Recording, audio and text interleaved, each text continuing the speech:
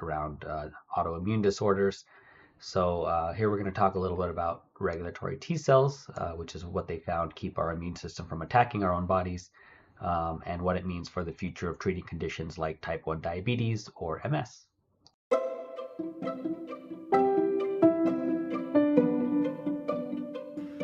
Welcome to Medicine Made Simple, your source for daily, simple, 5-minute explanations of the latest medical news.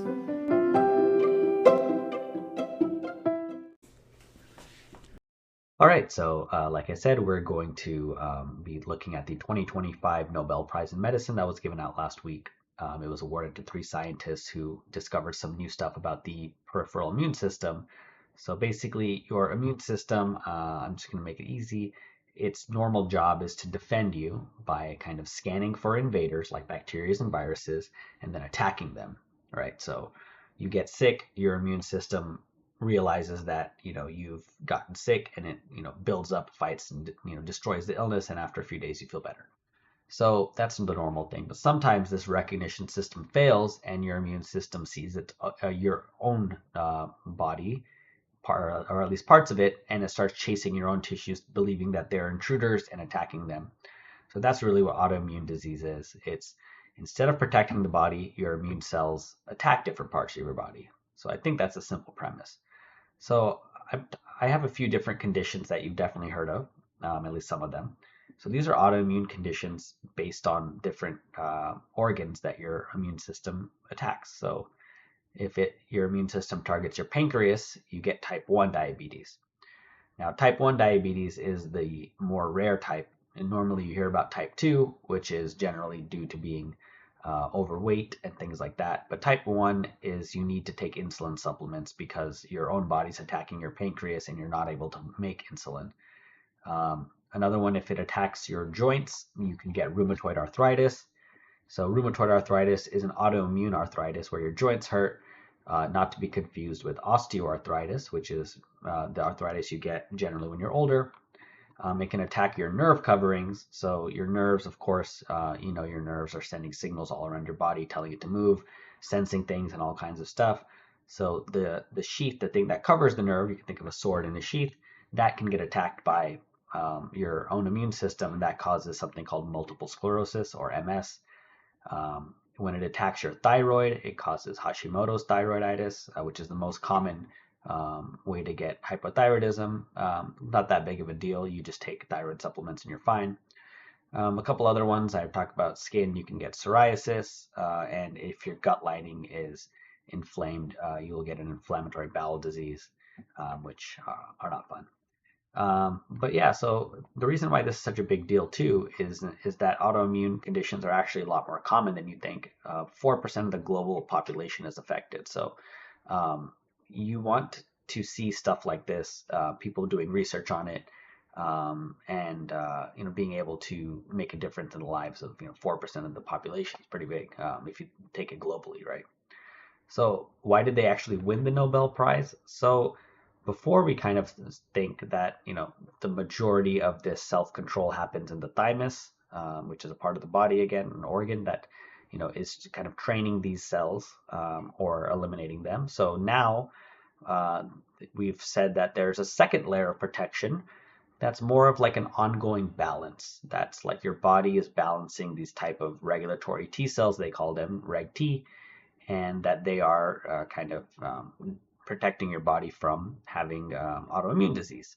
So they did discover FOXP3, which was a gene essential for these peacekeeper cells, we'll call them, the regulatory T cells. So they kind of keep the peace with your own body. And it shows that this gene is essential for these cells to function. So they looked at some folks who had failure in this gene, and that's when you get really major autoimmune issues.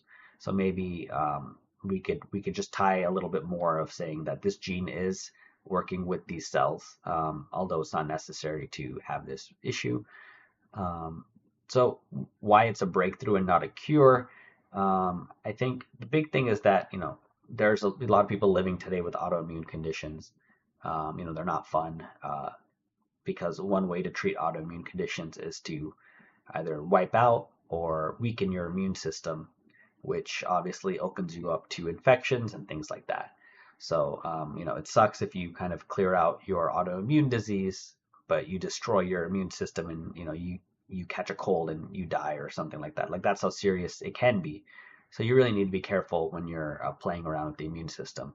So yeah, it sounds like a cure is around the corner, but I would say it's really not. But we're celebrating the understanding of this new kind of um, autoimmune kind of treatment, I guess that's going to come up. But the reality is that we don't know how it's going to work. It might, if you over suppress immunity, again, it'll raise your infection risk. We know, and it can even raise your cancer risk.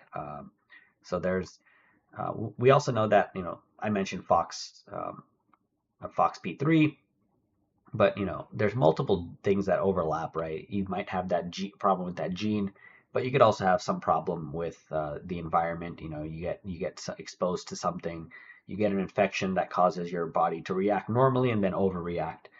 You could have some hormonal issue that again triggers your immune system. So there's a lot of things that could happen as well. And yeah, the other thing, translating this kind of insight into real life therapy, does take decades. It's not something that you could do overnight. You're not like, hey, like we decided this gene's there. We saw the immune system is now regulated by a secondary thing, these regulatory T cells. Let's start modifying and doing stuff. So yeah, there's gonna be a lot of trials and a lot of things going on. But yeah, I think this is a major step towards something that we might see a lot more medication being targeted towards, which will be like immune modulation. So hopefully you're able to reset the overactive immune system rather than like dampening or weakening them, which is what we do today. If you have an autoimmune disease, we can kind of weaken your immune system just a bit without destroying it. Kind of find a good balance of like you are more susceptible to infections, but you don't have the symptoms of your autoimmune disease. So yeah, hopefully we can figure something out to empower these regulatory T cells, whether expand or reprogramming them is like what's the current thought. But yeah, I think creating more precise, lasting treatments like for type 1 diabetes or MS is pretty big.